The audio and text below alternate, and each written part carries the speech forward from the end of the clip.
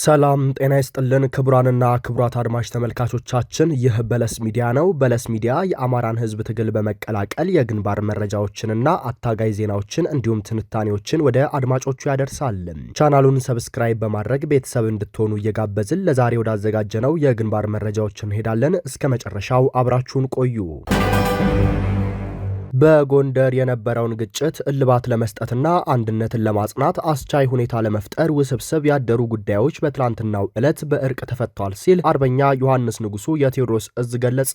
በጎንደር የሚንቀሳቀሱ የፋኖ ኃይላት ማለትም አፋባሃና አፋሃድ ወደ አንድ ለመምጣት በአካል በመገናኘት እርቅና የአንድነት ውይይቶችን ፈጽመዋል። በዚህም መላው የአማራ ህዝብና የፋኖ አመራሮች እንዲሁም ሰራዊቱ ደስታውን እየገለጸ ይገኛል።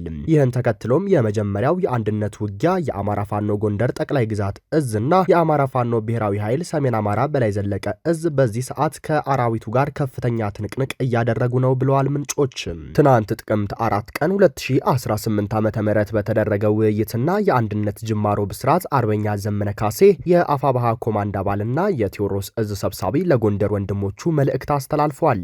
ወንድሞቻችን አንድ ቃል እንድትናገሩ፣ እንዳታዝኑ፣ ፍጹማን እንድትሆኑ ሁላችንም በጌታችን በኢየሱስ ክርስቶስ ስም እማልዳችኋለሁ። እንዳትለያዩም አንድ ልብና አንድ ሐሳብ ሆናችሁ ኑሩ። እንኳን ደስ ያለን በማለት ደስታውን ገልጿል።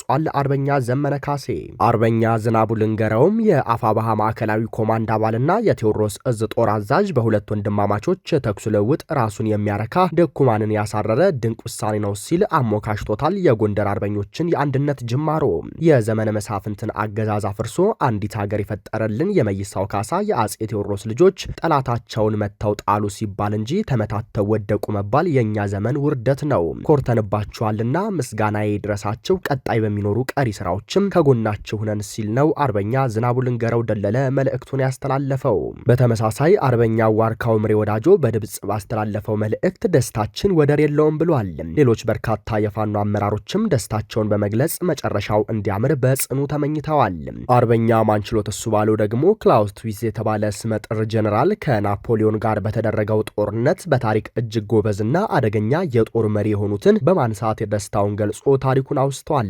እናም ለጦርነት ያለውን አመለካከት የቀየሩትን ጀግና ወታደሮች ሲሞቱ፣ ድንቅ እቅዶች ሲከሽፉ፣ የፖለቲካ መሪዎች የሞኝነት ውሳኔ ሲያደርጉ አይቶ ባሳተመው አንድ ድንቅ የሆነ መጽሐፉ ላይ ብዙ ነገሮችን ይተነትናል።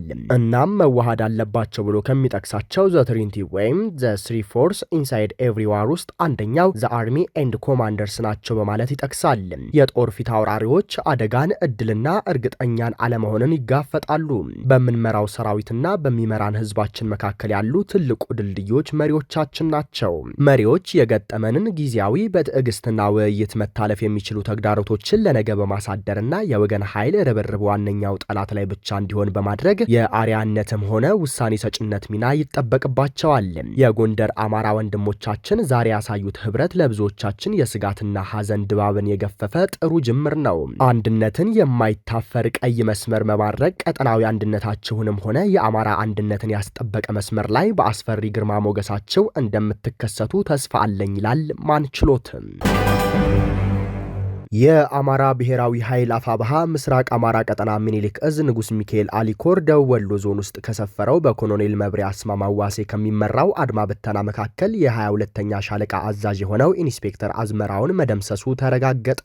ከደቡብ ወሎ ዞን መቀመጫ ደሴ ከተማ በስተ ምዕራብ ከሚገኙት 11 ወረዳዎች አንዷ የሆነችው መሃል ሳይንት ወረዳ መቀመጫ ደንሳ ከተማ ውስጥ ሰሞኑን በተከታታይ ለ3 ቀናት የንጉስ ሚካኤል አሊኮር ሰራዊት የማጥቃት እርምጃ ወስዶ የጠላትን ኃይል መደምሰሱ ማቁሰሉ ና መበታተኑ የተገለጸ ሲሆን ኮሩ ካቀፋቸው ክፍለ ጦሮች መካከል የአማራ ሳይንት መቅደላ ክፍለ ጦር፣ መብረክ ክፍለ ጦርና ኢንጂነር ደሳለኛ ሰፋ ክፍለ ጦር የተወሰኑ አሃዶች በውጭጩ ወደ መሃል ሳይንት የተላኩ ኃይል ከፍተኛ የጦር ሜዳ ጀብዱ ፈጸሙ። ከአድማ ብተና ሻለቃ አዛዥ በተጨማሪ የኮሎኔል መብሬ አስማማው ዋሴ አጃቢ የሆነ ስናይፐር ተኳሽ እንዲሁም ሄኖክ የተባለ የ22ኛ ሻለቃ ዘመቻ መሪንና 3 የብልጽግና አመራሮችን ከበርካታ የጠላት ሰራዊት አባላት ጋር መደምሰሱ ተረጋግጧል። ሌላው የመሃል ጋሳይንት ወረዳ ኮማንድ ፖስት ከዚህ ቀደም የያዛቸው የግፍ እስረኞችን ሰብስቦ ወደ ካምፕ ወስዶ ለጦርነት ከለላነት እንደተጠቀመባቸውም ታውቋል። ደንሳ ከተማ ዳር እየተገነባ ያለው ሆስፒታል ግቢ ውስጥ የመሸገው ጠላት የሆስፒታሉን ህንፃዎችና እስረኞችን እንደ ጋሻ ተጠቅሞ ራሱን ለመከላከል ቢሞክርም እነ ሞታይ ፈሬ ካምፑን ተጠግተው በቦምብ ስላጋዩት በትንትኑ ሊወጣ ችሏል ነው የተባለው። የደንሳውን ድንገተኛ ኦፕሬሽን ተከትሎም አንድ ጋንታ አድማ ብተና ሙሉ በሙሉ ተበትኗል። የጋንታው አባላት ከነበሩት ሶስቱ ወደ ኮሩ ሰራዊት በገዛ ፈቃዳቸው ከነሙሉ ትጥቃቸው ሲከዱ 15 ሰላም አስከባሪዎችም ጠላትን ከድተዋል። የኮሩ ሰራዊት ደንሳ ከተማን ሙሉ በሙሉ ሲቆጣጠር የጠላት ኃይል ከጎረቤት ወረዳዎች የሰው ኃይል ጭማሪ ጠይቆ ከመካነ ሰላም በኩል አጋዥ ቢላክለትም አስከሬን አጅበው ቀብር ከመፈጸም ውጪ የሰጡት የተለየ ድጋፍ የለም። በትላንትናው ዕለት ማለትም መስከረም 4 ቀን 2018 ዓ.ም ጭምር የለቅሶ ስነ ስርዓት ላይ ጥይት ሲተኩሱ ማርፈዳቸውን ነው ለማወቅ የተቻለው። እሁድ ዕለት አመራሮቹ ሲቀበሩም የቡድን መሳሪያ ተኩስ ጭምር እንደነበር ተረጋግጧል። የደንሳው ኦፕሬሽን የመሩት የሚኒሊክ እዝ ምክትል ዘመቻ መሪ ኮሎኔል ፈንታው መኩዬ፣ የእዙ ምክትል ወታደራዊ አዛዥ ሻለቃ ሀብታሙ ደምሴ፣ የንጉስ ሚካኤል አሊኮር አዛዥ ሻለቃ አብነው ታደሰ፣ የባለሽርጡ ክፍለ ጦር ወታደራዊ አማካሪ ሻለቃ ክንዱ ሰውነት፣ የባለሽርጡ ክፍለ ጦር ዘመቻ መሪ መቶ አለቃ ታደሰ አሰፋ እንዲሁም የንጉስ ሚካኤል አሊኮር ወታደራዊ አዛዥ ፋኖ አበበ መኩሪያና የኮሩ ዘመቻ መምሪያ ኃላፊ ፋኖ ጌትነት ሲሆኑ በኮሩ ስር ካሉት ክፍለ ጦሮች መካከል ከሶስቱ የተወጣጣ ኃይል በመያዝ ታላቅ የጦር ሜዳ ጀብዱ መፈጸም ተችሏል። በተለይ የ22ኛ ሻለቃ አዛዥ ኢንስፔክተር አዝመራው እና ሄኖክ የተባለው የሻለቃው ዘመቻው መሪ መደምሰሳቸው የጠላት ኃይልን አጣብቂኝ ውስጥ ከቶት የተበተኑትም ተመልሰው ወደ ካምፕ አለመግባታቸውንና አድራሻቸው መጥፋቱ ታውቋል ሲል የአፋብሃ ምስራቅ አማራ ቀጠና ሚኒሊክ እዝ መረጃውን አጋርቶናል። ሁለት የአረመኔው አገዛዝ ሰራዊት አባላት በደፈጣ ኦፕሬሽን በቁጥጥር ስር ዋሉ። በ602ኛ ኮር 7ኛ ክፍለ ጦር 5ኛ ሬጅመንት የአገዛዙ ሰራዊት አባላት በአባ ኮስተር ብርጌድ የውስጥ የመረጃ ደህንነት ክትትል በተሰጠው የደፈጣ ኦፕሬሽን ሁለት የአገዛዙ ሰራዊት አባላት በቁጥጥር ስር መዋላቸው ተገልጿል። ኦብሳ አብዴላ ብሬን ተኳሽና ድሽቃ ምድብተኛ እንዲሁም አብደል ኑረዲ አህመድ ሞርተር ተኳሽ ድሽቃ ምድብተኛ የነበረ የአካባቢውን ማህበረሰብ አለባበስ በመመሳሰል በጉዞ ላይ እንዳሉ በአባ ኮስተር ብርጌድ የውስጥ መረጃ ደህንነት ክትትል አማካኝነት በኮስተር ልጆች በደፈጣ ኦፕሬሽን በቁጥጥር ስር ውለዋል።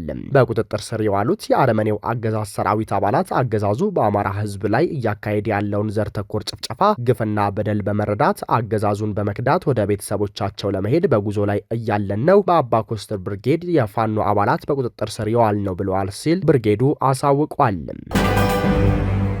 ቁስለትን ማከክ ሳይሆን መታከም ወይም ወደ ጋንግሪን የሚቀየር ከሆነ የቆሰለውን ቦታ ሳይስፋፋ መቁረጥ የተሻለ ፈውስን ይሰጣል።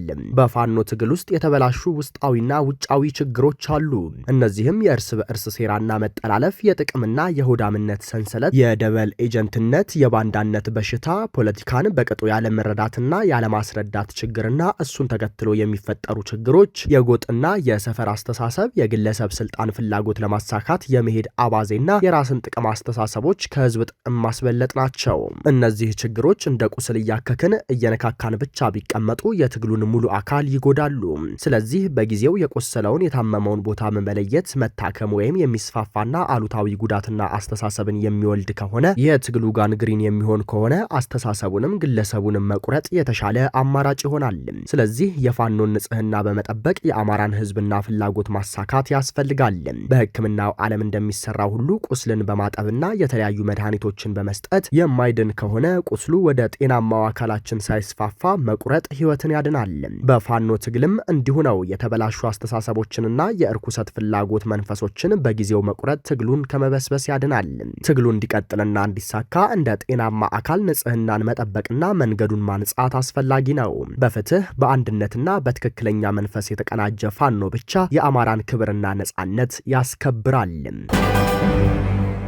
የህዳሴ ግድቡ ውዝግብ በፖለቲካዊ ሳይሆን በቴክኒካዊ መንገድ መፈታት አለበት ሲሉ በአሜሪካ የአፍሪካ ጉዳዮች ከፍተኛ አማካሪ ተናገሩ። በአሜሪካ ውጭ ጉዳይ መስሪያ ቤት የአፍሪካና የመካከለኛው ምስራቅ ጉዳዮች ከፍተኛ አማካሪ የሆኑት ማሳድ ቤሎስ በታላቁ የኢትዮጵያ ህዳሴ ግድብ ላይ ያለው ውዝግብ በፖለቲካዊ ጫና ሳይሆን በቴክኒካዊ መንገድ መፈታት አለበት ሲሉ ተናገሩ። ማሳድ ቤሎስ የአልአረቢያ ቴሌቪዥን ጋር በነበራቸው ቃለ ምልልስ ዋሽንግተን በሶስቱ ሀገራት ማለትም በኢትዮጵያ፣ በሱዳንና በግብጽ መካከል ሰላማዊና ሁሉን አቀፍ ተቀባይነት ያለው መፍትሄ ለማምጣት ያላትን ቁርጠኝነት አረጋግጠዋል። ጉዳዩ የቴክኒክ ጉዳይ በመሆኑ ችግሩ በቴክኒካዊ መንገዶች ነው መፈታት ያለበት ያሉት ከፍተኛ አማካሪው በተለይም በቴክኒካዊ ጉዳዮች ለሁሉም ወገኖች ተስማሚ መፍትሄ ለማግኘት እየሰራን ነው ሲሉ ተናግረዋል።